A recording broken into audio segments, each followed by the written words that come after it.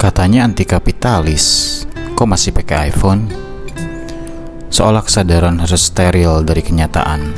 Padahal yang dikritik bukan barangnya, tapi sistem yang menjadikan hidup manusia sekadar angka di laporan kuartal.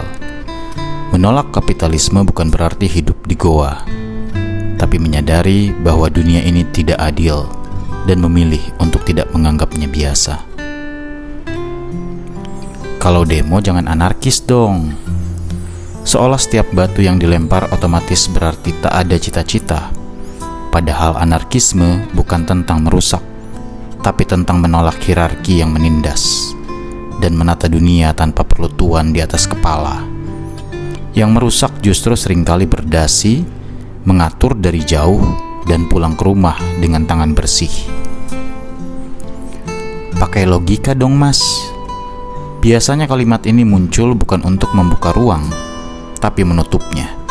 Seolah logika itu milik satu pihak yang merasa benar dan sedang menang. Padahal logika tanpa empati hanyalah pedang tumpul, keras di nada, kosong di makna. Dan dalam banyak kasus, kata logis cuma kedok baru dari kata aku nggak mau denger. Kamu liberal ya? Semua dibebaskan? Seolah kebebasan adalah kutukan, bukan tanggung jawab. Padahal menjadi liberal bukan soal semuanya boleh, tapi percaya bahwa manusia bisa berpikir sendiri, tanpa dogma, tanpa paksaan. Tapi memang lebih mudah menuduh liberal daripada mengakui bahwa ketakutan pada kebebasan lahir dari dalam diri sendiri. Saya netral aja, gak mau ikut ribut-ribut. Tapi justru karena netral di saat ketidakadilan terjadi, kau ikut menjaga agar yang kuat tetap di atas dan yang lemah tetap diam. Netralitas bisa jadi kebajikan, tapi bisa juga pengkhianatan. Terutama ketika yang tertindas sedang menjerit dan kau memilih duduk nyaman atas nama keseimbangan. Kritis boleh, tapi jangan nyinyir. Kalimat yang sering diucap mereka yang tak tahan dikritik. Padahal berpikir kritis bukan tentang menjelekan, tapi menolak menerima sesuatu hanya karena semua orang percaya. Sayangnya, kita hidup di zaman di mana keraguan dianggap durhaka dan pertanyaan dianggap gangguan. Sekuler itu anti agama. Padahal sekularisme bukan tentang menyingkirkan iman, tapi menjaganya dari jebakan kekuasaan. Ia lahir dari luka sejarah, dari darah yang ditumpahkan atas nama surga.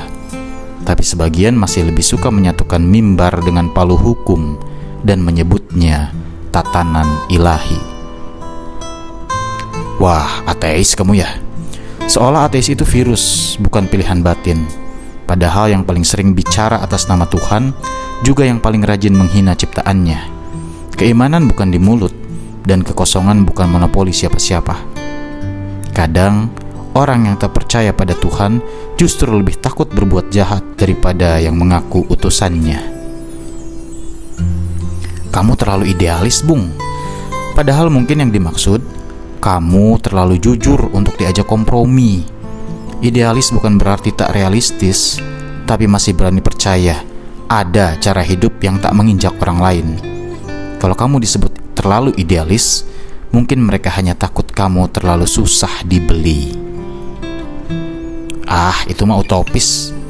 Yang disebut utopia seringkali hanya sesuatu yang tidak bisa dibayangkan oleh mereka yang imajinasinya telah lama dikebiri oleh rutinitas.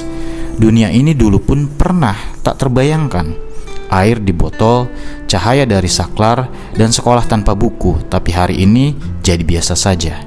Jangan-jangan yang mereka sebut utopis adalah masa depan yang takut mereka akui mungkin terjadi.